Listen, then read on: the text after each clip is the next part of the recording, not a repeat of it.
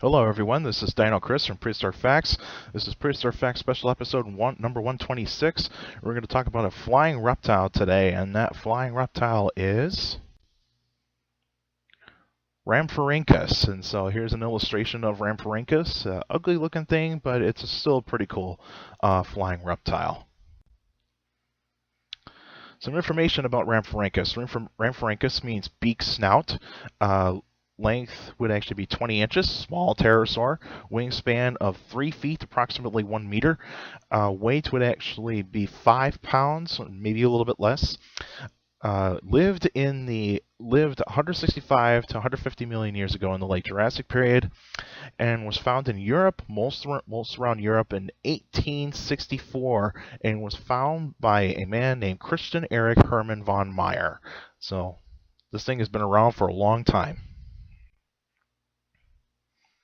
And so the upper left corner, you actually see the size chart of Rhamphorhynchus, and so I think the wingspan is I think the 2 meters is a little bit stretching it, but I think that's pretty standard here. And then you can see when Rhamphorhynchus is actually down on all fours, and so it's a small pterosaur. And then on the bottom picture right here, this is actually a very good specimen of Rhamphorhynchus. A nearly complete skeleton of Rhamphorhynchus right there. And some of the bones are kind of missing, is probably because some of them are still in the rock. But the reason why this is a good specimen, wing membranes are actually shown right here. And that is really, really cool. And even there's a little bit of a membrane on the end of the tail. So if anybody's looking for a replica of Rhamphorhynchus, I would suggest finding this one, because I think ones that actually have the wing membranes are very, very cool. So more information about Rhamphorhynchus. It is part of the pterosaur family that is named after it. It is the Rhamphorhynchidae, and it is a pterosaur, small pterosaur. And the most distinguishing feature of Rhamphorhynchus is that it's got really long, thin teeth for its body size. And there are pterosaurs that do have large teeth, but they're not up to the size ratio of what you would say from Rhamphorhynchus in terms of body size, because like say Anghangerda has kind of big teeth, but in terms of its body size, not that big. But Rhamphorhynchus, I think, will go down as the only pterosaur to actually have really long teeth for its body size. And what it would do is actually when it actually was trying to catch its prey is do like what a pelican does, or even a seabird. Is that it skim the water to catch small slippery fish. So it just puts its lower jaw down, skims the water, and then when it feels a fish, it'll just snap its jaws really quickly. And so that's what Rhamphorhynchus would actually do when it was hunting for food. Now the environment and where Rhamphorhynchus actually lived in, it was warm and humid. Sea levels were kind of rising, and then you would actually have some trees, ferns, and conifers laying around in some of the islands and where it actually was living in. And of course, other kinds of animals were actually around. Reptiles like lizards, other pterosaurs, and even marine reptiles, and some crocodile-like type of animals. Even you got some early birds. Archaeopteryx could actually be around the same time as Rhamphorhynchus. Might have actually interacted with each other from time to time, but mainly just they were probably good competition for each other, but I think one actually ate something else over the other. And then you actually have some mammals that were living around, small shrew or mouse-sized mammals, insects, and even dinosaurs. So some theropods and some small armored dinosaurs, and even fast-moving dinosaurs. Those kinds of dinosaurs. The predators and prey that Rhamphorhynchus has actually been around. Now, the prey for Rhamphorhynchus is mainly going to be fish and some insects, so that's why it was a small pterosaur. It needs to go after small things that were smaller than it. Now, predators for Rhamphorhynchus, now there'll be theropod dinosaurs that would love to eat Rhamphorhynchus as a snack, mainly juvenile, like megalosaurs, if you will, like say Eustreptospondylus would actually be a really good predator that was actually going to be around Rhamphorhynchus from time to time. But mainly the juveniles would actually be hunting them.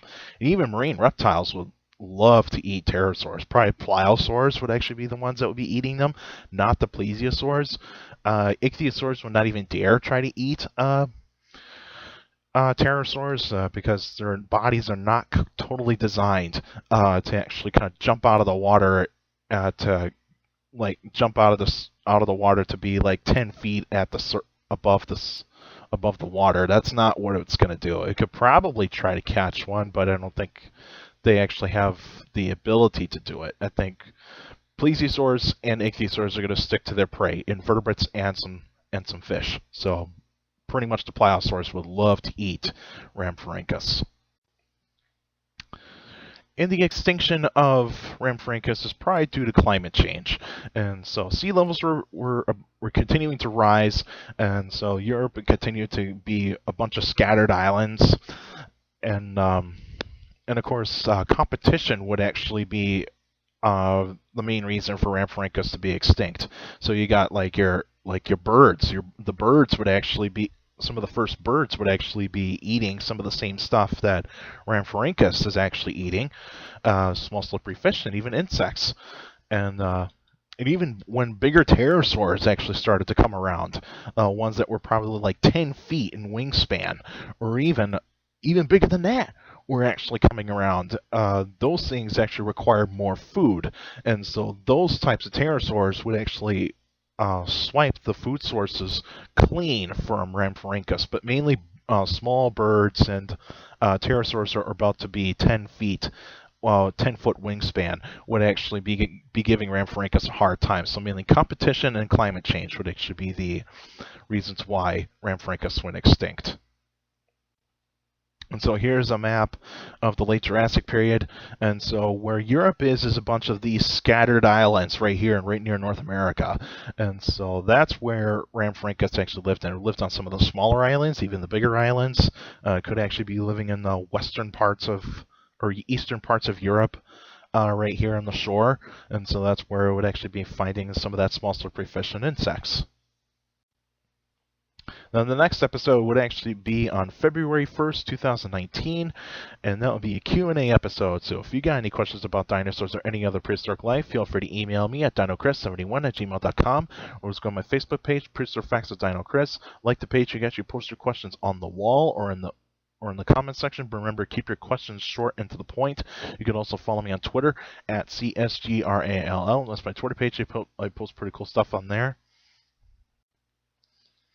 Also, take care of the people around you, and also for your younger people out there, to make sure to listen to your parents, your teachers, and your guardians. It's the best motivation you could have a good education. It's very important to have a good education. With a good education, you get a good job in the future.